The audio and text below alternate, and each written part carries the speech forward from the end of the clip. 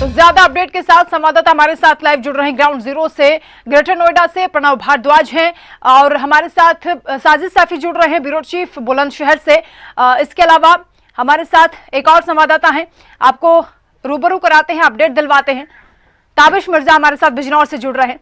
सबसे पहले मैं साजिद साफी आपके पास आ रही हूँ, बुलंदशहर में अभी क्या स्थिति है, क्या अपडेट है, कितने कोरोना केसेस सामने आए हैं? देखिए वंदना, लगातार जिस तरह से जो इनकी संख्या है कोरोना संक्रमित की उनमें इजाफा हो रहा है, तो बुलंदशहर में भी तेजी से अब उछाल देखा जा रहा है। अगर पिछले 24 घंटे की हम बात करते हैं तो 19 नए कोरोना के मरीज सामने आए हैं, जो अपने आप में कहीं ना कहीं चिंताएं बढ़ा देता है। जिस तरह से अब वो यूपी के अंदर त्रिस्तरीय पंचायत चुनाव भी हैं, तो ऐसे में जो प्रत्याशी होते हैं वो अपने मतदाताओं को लुभाने के लिए जन जन की चौखट पर जाते हैं, उनके समर्थक उस मौजूद होते हैं वहां, और जो साप्ताहिक बाजार होते हैं उनमें भीड़ देखी जाती है, जहां जो कोरोना काल की गाइडलाइन है उनका खुला उल्लंघन देखा जाता है। तो वो भी अपने आप में लगातार चिंताएं बढ़ाने वाला है। लेकिन अगर हम वैक्सीनेशन की बात करें तो 1,89,000 का टारगेट रखा गया है टीकाकरण के लिए बुलंदशहर में इस चरण में, और लगातार 86 केंद्रों पर वैक्सीनेशन हजारों लोगों का हर दिन किया जा रहा है। लेकिन जिस तरह से वंदना ये जो लहर है ये पहले से ज्यादा आक्रामक और खतरनाक बताई जाती है, तो इसमें लोगों को जितना जागरूक होने की जरूरत है, जितना चौकन्ना रहने की जरूरत है, लोग उतनी ही लापरवाही करते नजर आ रहे हैं, जो अपने आप में परेशान करता है और कई सवाल भी खड़े करता है। प्रशासनिक दावों पर भी कई सवाल खड़े होते हैं, चूंकि जिन जिन जगह जो हालात बेकाबू हो रहे हैं वहां जो लॉकडाउन है वो रिटर्न हो रहा है, लेकिन जहां जहां जो कोरोना संक्रमण के मामले तेजी से नहीं देखे जा रहे हैं वह प्रशासन इस पर बिल्कुल ध्यान नहीं लगा रहा है। जैसे कई जनपदों में तो जुर्माने की कार्रवाई भी शुरू कर दी गई है, लेकिन जैसे बुलंदशहर की हम बात करते हैं तो यहाँ कोरोना काल की गाइडलाइन का खुला उल्लंघन होता है।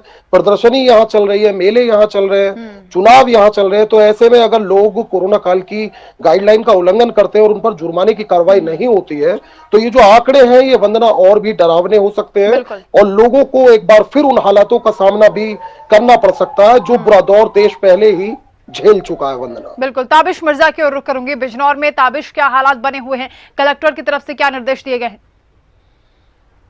बताया चलो बिजनौर के अंदर कोरोना ने अपना दोबारा रफ्तार पकड़ ली है। कल भी 21 मरीज कोरोना के मिले हैं, जिसपे स्वास्थ्य विभाग का हड़कंप मचा है। लगातार शासन प्रशासन लोग बागों को जागरूक कर रहा है, जागरूक के साथ साथ मास्क पहनने की भी हिदायत दे रहा है। जी वंदना, इसके अलावा ताबिश ये भी बताइए, क्योंकि पंचायत चुनाव चल रहे हैं, किस तरीके की तैयारियां चल रही हैं, इस दौरान भी लोगों की भीड़ उमड़ सकती है, संक्रमण बढ़ सकता है? देखिए लगातार प्रधानी के चुनाव सिर पर हैं। 19 अप्रैल को चुनाव होने हैं, जहां लगातार पंचायत चुनाव में भीड़ दिखाई दे रही है, लेकिन भीड़ कोई भी मास्क पहनने को तैयार नहीं है। लगातार जागरूक अभियान चल रहा है, लेकिन उस चीज को भी ग्रामीण लोग नहीं मान रहे हैं। जी, प्रणव भारद्वाज का रुख करूंगी, ग्रेटर नोएडा में है। प्रणव, अभी यहाँ से क्या अपडेट है आपके पास?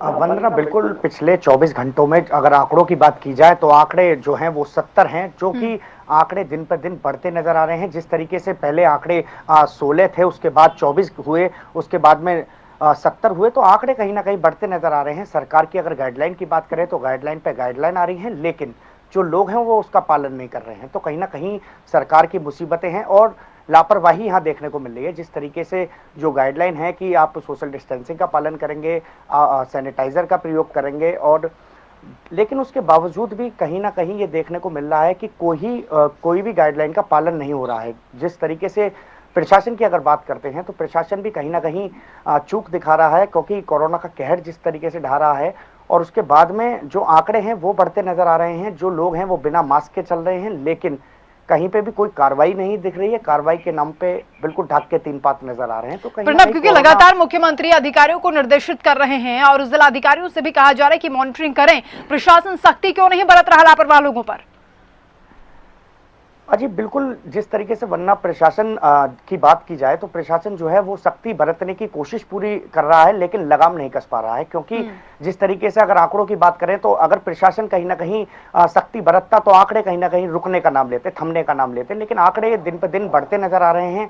कोरोना का कहर दिन पर दिन बढ़ता नजर आ रहा है, तो आंकड़े जो बढ़ रहे हैं ये प्रशासन के लिए कहीं ना कहीं एक सवाल बने हुए हैं। और प्रशासन की अगर बात करें, सूबे की सरकार की अगर बात करें तो कहीं ना कहीं उन पे भी यहाँ पे जिस तरीके से ये सवाल खड़े होते हैं कि जो गाइडलाइन आ रही है उनका पालन क्यों नहीं करा पा रहे प्रशासनिक अधिकारियों से, क्योंकि आंकड़े की बात करें तो आंकड़े बढ़ रहे हैं, लेकिन जो गाइडलाइन की अगर बात करें, गाइडलाइन तो सरकार के द्वारा दी जा रही है, लेकिन जो अधिकारी हैं वो उनका पालन नहीं करा पा रहे हैं। लोगों की लापरवाही भी साफ देखने को मिल रही है। लिहाजा कहीं ना कहीं प्रशासन को भी सख्त होना पड़ेगा अगर कहीं ना कहीं आंकड़े रोक रहे हैं, क्योंकि जानलेवा बीमारी है और अपने आप में बहुत ही अगर बात की जाए इस कोरोना को लेकर के तो बहुत ही सख्ती दिखाने की जरूरत यहाँ पे दिखाई पड़ रही है। ठीक है साजिद साफी, कारण क्या बताए जा रहे हैं इस महामारी के दोबारा से बढ़ने के? देखिए वंदना, सीधे तौर पर लापरवाही है। जिस तरह से ये जो लहर है ये बेहद आक्रामक और खतरनाक बताई जा रही है, तो लोग एक तरफ टीकाकरण की कार्रवाई लगातार जारी है, दूसरी ओर संक्रमण बढ़ रहा है। तो जो लापरवाही का कारण निकल कर आता है या लोगों से जब हम बात करते हैं तो उनके जो अनोखे तर्क है उनमें से एक ये भी है कि टीकाकरण लगातार जारी है, वैक्सीनेशन लोगों का किया जा रहा है और वैक्सीनेशन के बाद कोरोना संक्रमण नहीं फैलेगा। लेकिन देखिए सरकार तो अपनी तरफ से दिशा निर्देश जारी कर देती है, स्वास्थ्य महकमा दिशा निर्देश जारी कर देता है, लेकिन अगर इस बीमारी से हमें बचना है तो हमको स्वयं को अपना ध्यान रखना होगा, अपनों का ध्यान रखना होगा। जिस तरह से लगातार भीड़ भाड़ वाले इलाके में लोग जाते हैं और वहां मास्क का इस्तेमाल नहीं करते हैं, तो सवाल ये खड़ा होता है कि संक्रमण को फिर कैसे रोका जाएगा।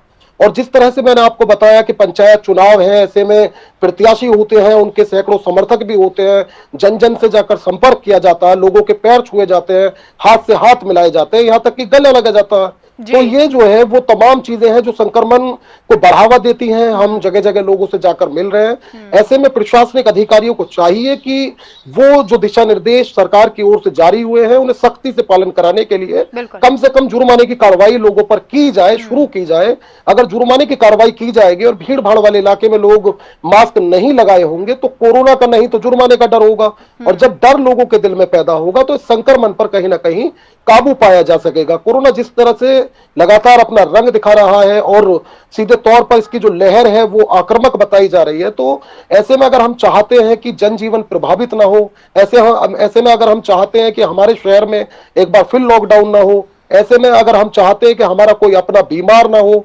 हमें कोई अप्रिय घटना का सामना ना करना पड़े, तो ये जिम्मेदारी हमारी खुद की भी है कि हम ऐसे में जागरूक रहें और खुद का, अपने परिवार का, अपनों का, रिश्तेदारों का, दोस्तों का ख्याल रखें। और ख्याल रखने के लिए हमें करना चाहिए कि हम अगर किसी से मिल रहे हैं, बिल्कुल केवल वैक्सीन पर या सरकार पर निर्भर होकर काम नहीं चलेगा। महामारी का प्रकोप है और ऐसे में सामना करना है, मुकाबला करना है, कोरोना को हराना है, तो खुद भी सचेत होना पड़ेगा, जागरूक होना पड़ेगा। बहुत शुक्रिया आपका साजिद, ताबिश और प्रणब, आपका इस तमाम जानकारी के लिए।